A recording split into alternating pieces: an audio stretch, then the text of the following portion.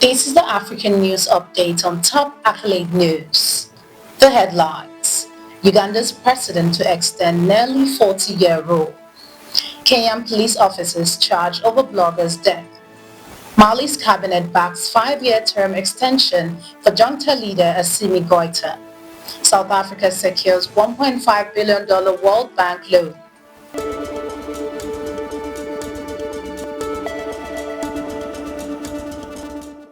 We start with the focus in politics. Uganda's president to extend nearly 40-year rule. Ugandan President Yoweri Museveni will seek another term in next year's general election, the ruling National Resistance Movement confirmed, marking the first official declaration of his candidacy. Museveni has ruled since 1986 and is among Africa's longest-serving leaders. The NRM, which has previously amended the constitution to enable his extended tenure, announced he will pick up nomination forms on June 28 to run for both party chair and presidential flag bearer. His main challenger remains opposition leader Bobi Wine, who has already confirmed a 2026 bid after contesting the 2021 results alleging electoral fraud. Critics accuse Museveni of using security forces and patronage to stay in power. Still in politics, Kenyan police officers charged over blogger's death. Kenyan prosecutors have approved murder charges against 6 individuals, including 3 police officers, in connection with the death of political blogger and teacher Albert Ojwang, whose death in police custody earlier this month ignited widespread protest.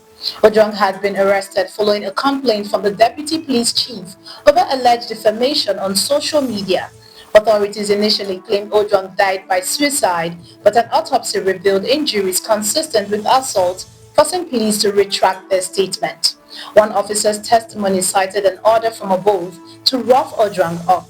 Activists have accused the state of shielding senior officers, as the deputy police chief, who has temporarily stepped down, has not been charged. Additional protests are planned this week, coinciding with the anniversary of last year's deadly anti-government demonstrations. Moving on in politics, Mali's cabinet backs 5-year term extension for junta leader Assimi Goïta.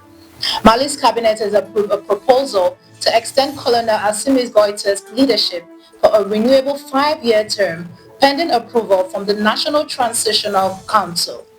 Goïta, who seized power in 2020 coup, has since positioned himself as a champion of national sovereignty, distancing Mali from traditional allies like France and ECOWAS. Under his leadership, Mali co-founded the alliance of Sahel states with Burkina Faso and Niger, focusing on regional security and anti-colonial solidarity.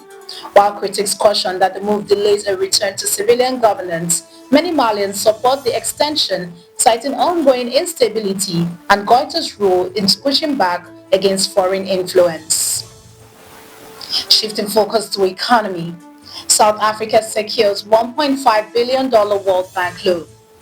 South Africa has signed a $1.5 billion loan agreement with the World Bank to address long-standing infrastructure challenges and revive economic growth, the National Treasury announced. The 16-year loan, with favorable terms including a 3-year grace period, is intended to support improvements in the country's failing transport and energy systems. Years of rolling blackouts and dysfunctional rail and port network have undermined productivity in key sectors like mining and automotive manufacturing.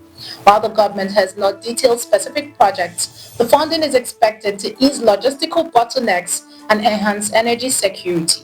This loan is in addition to a potential $500 million World Bank initiative aimed at boosting private investment in South Africa's electricity grid. You're watching the African News Update on Top Accolade News.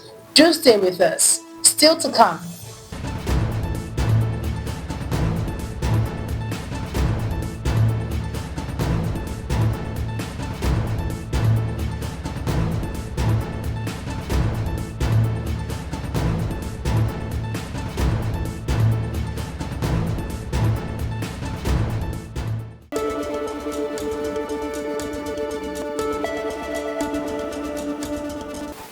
Thanks for staying with us. Still in economy, Ethiopia joins US-Africa Business Summit in Angola.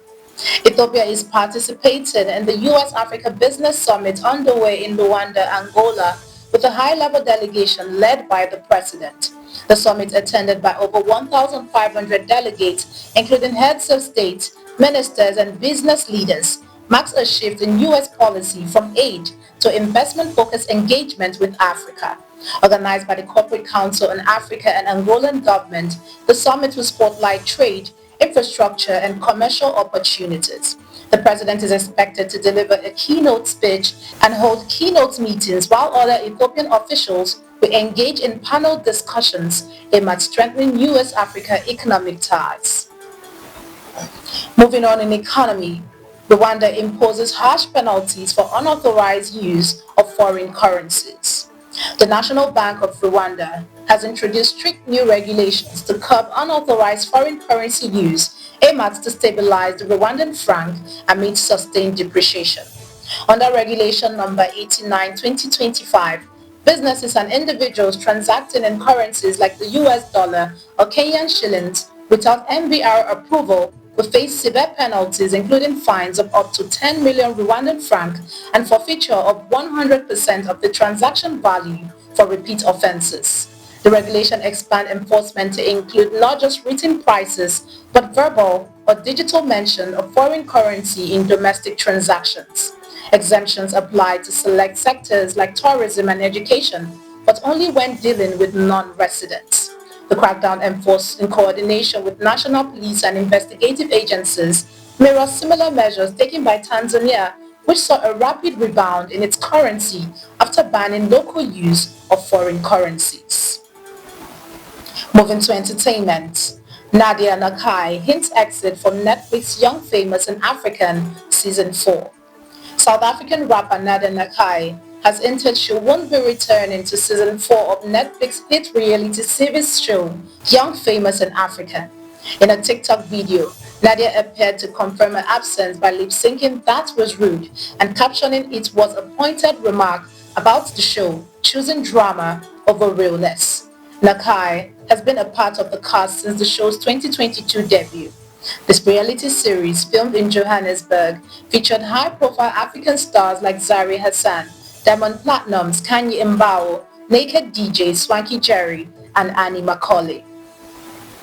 Now in sports, Kirsty Coventry makes history as IOC's first female and African president. Kirsty Coventry has made history at the 131st anniversary of the International Olympic Committee by becoming its first female and first African president. The two-time Olympic gold medalist from Zimbabwe officially takes over on Tuesday following her election win in March to succeed Thomas Bach, who stepped down after 12 years. At the ceremony handover in Switzerland, Coventry praised the Olympic movement and promised to lead with courage and collaboration over her 8-year term, which will include the 2028 Los Angeles Games. Bach received the Olympic Order in gold during the event, which coincided with the Olympic Day commemorating the IOC's founding in 1894. That concludes our African news updates for today. Stay tuned for more African news and developments.